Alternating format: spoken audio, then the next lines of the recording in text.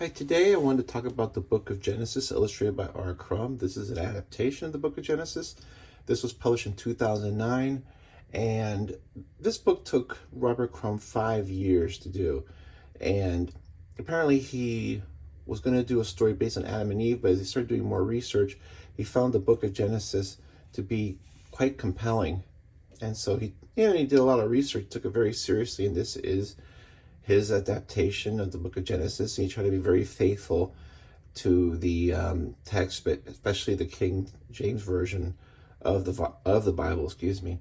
And I know the impact that Robert Crumb has had on not only cartooning in North America, but cartooning worldwide. I know that he's inspired so many people, and he has this tremendous legacy, but I've never really been able to get into his late 60s, early 70s underground comics work. The stories always just seem kind of silly, and I know that as they sort of gave permission to people to make kind of whatever comics you wanted to make. You didn't have to do Archie comics or superhero comics. But I thought an adaptation of an existing book might be interesting to read. So I picked it up. So as Robert Crumb explains, he took 5 years to the dedication to his wife Aline, and he goes out of his way to really explain how thorough he tried to be to this book. And I have to say that the art here is really amazing. He started working on this book in his early 60s, and there are artists that can never draw this well, even when they were younger, especially in their early 60s. And so he goes from chapters 1 through 50 of the book of Genesis, and he tries to be very true to the book. And what I found here, and I've never read the book of Genesis before, is that the only thing that limits this book is that the book of Genesis is really hard reading. My best analogy to keep it comics related is sort of like a jam comic where it had 50 chapters or 50 little interconnected parts, and a different writer seemed to write each one, and they were kind of aware sort of the previous writing, but they kind of did what they wanted to do. So there's a lot of inconsistencies, a lot of repetitious writing. It's written in a way, it's almost like if you were telling the people the story, so that way they wouldn't forget. So that made it a real slog to read. That has nothing to do with what Robert Crumb did. I think Robert Crumb did a very faithful adaptation. I just think it's the text. So if you're going to get this, definitely get it for the art, because he puts on a master class of storytelling, art. He can draw quiet moments. He can draw action moments really well. He does great facial acting. And it's the art itself is amazing. But I read to about chapter 35, 36, and then I just kind of skimmed through the rest of it. It's just very hard to read. And I can see why this text, there's so much discussion, debate, and there's scholars, because a lot of this is inconsistent with previous chapters. So and you can't say, well, it's just wrong because it's a holy text, so people are trying to find ways to explain it. But this book did bring up some things that I never knew, or some things that just made me think, like, what the hell? So, like, here he does talk about about Noah. He tells Noah, hey, you need to build an ark. And this art is beautiful. I find a lot of artists can't draw rain very well, but he does a great job here. And let me just pick a few other points that I thought were interesting. I love this piece. I would love to see the original art of this book, because here he draws all these different animals, and they're all different animals. There's lions, there's tigers, there's gorillas, there's bears, there's elephants, and there's two of each. And they're drawn differently. It's not like he just drew it this way and then he drew it the same way. They're drawn at different angles. I would love to see this in person. This is amazing. And it can only look better larger size. What else do we got here? Yeah, like there's this one scene where Abram goes into this town and he's got his wife, and his wife is really attractive. So he tells them, listen, you're really attractive, and if I tell them, you know, I'm your husband, they're going to kill me to take you. So just tell them that you're my sister. So they do that, and then he the Pharaoh wants to marries her. And then later on the Pharaoh gets mad and says, well, why didn't you tell me she was your sister? You know, get out of here. It makes no sense. It's like you're jobbing out your own wife.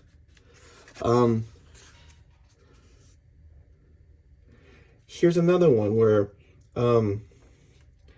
Abram's wife can't have children. So he says, look, why don't you hook up with my handmaid so that way she can have children and you can multiply. And she's not feeling it. She gave me the idea, and he does that sweat thing. And I don't know if he invented this or if this is just something that's been going on forever. I see this a lot in Noah Van Sciver's work. So I don't know if he got it from Crumb or if he got it from somebody else, but I saw this, and he's like, okay. So the next page, and Robert Crumb, this book I would say is like a light R. There's no real, there's top nudity, female nudity, that's about it. And then the girl gets pregnant, and then the wife gets mad and has her banished. So it's like, well, why'd you tell him to have a kid with her? This is Sodom and Gomorrah. This is when they go to Sodom. And it's just really depraved. I mean, because these three guys are messengers of the Lord, and they go see Lot. And they go in, all these guys see them come in. They're like, hey, you know, come on, bring these guys out so we can see them. You know, it means they're going to have sex with them. And Lot comes out and says, hey, look, I got 2 daughters that are virgins, and you can have them instead. And they sit there and think about it, and they're like, no, we want the guys. So then, like, the Lord just, like, blinds them all so they can't find his door. It's just really wild. It's like, I never knew this much debauchery was in the Bible. Then another scene where he destroys Sodom, and this is these fireballs coming from the sky, all the people dying, people burning, and then just this fire. This is just beautifully drawn. Here's a scene where Abraham is, you know, the women are like, well, they killed all those men in Sodom. We're not going to have any husbands. Okay, so let's get our father drunk so we can get busy with him, and then we can have kids. And they do. So there's cases of that. There's cases of guys having multiple wives, which is funny because I just read Joseph Smith and the Mormons by Noah Van Sciver. And one of the justifications that Joseph Smith uses is that he refers to passages in the Old Testament where guys had multiple wives. And it's funny how that is in the Old Testament, but then that idea became something that was really shunned by. It's just kind of interesting. Usually when comics artists do tiny little panels, it doesn't work. But just this art is amazing. All these faces just look different here and here. It's just, this book is a masterclass on how to draw comics. Just more stuff here. And then he does a lot of thorough commentary and refers to certain passages, you know, and he gives a lot of, I would say, a lot of color to some of these passages. So hopefully I didn't offend anybody. This is just a really hard text to read. After a while, I stopped keeping track of who was who and just started reading the story that way. But the art here is amazing. It just blows my mind how good this is. So if you're a fan of Crumb, if you don't have this, you should get it. This is an amazing book. If you're not a fan of Crumb, but, you know, maybe want to see him do something else, I recommend this book as well. It's just a really honest as possible retelling of what's in the Book of Genesis, not his interpretation and adaptation, which is it's a nuance, but it's different. Anyway, these are easily available on eBay. I found this in a used bookstore. It wasn't very much money. It's hardcover. So if you fit one of the reasons why I gave to get it, you should get it. Again, the art here is amazing. There's the back cover here. Just top-notch art. Thanks.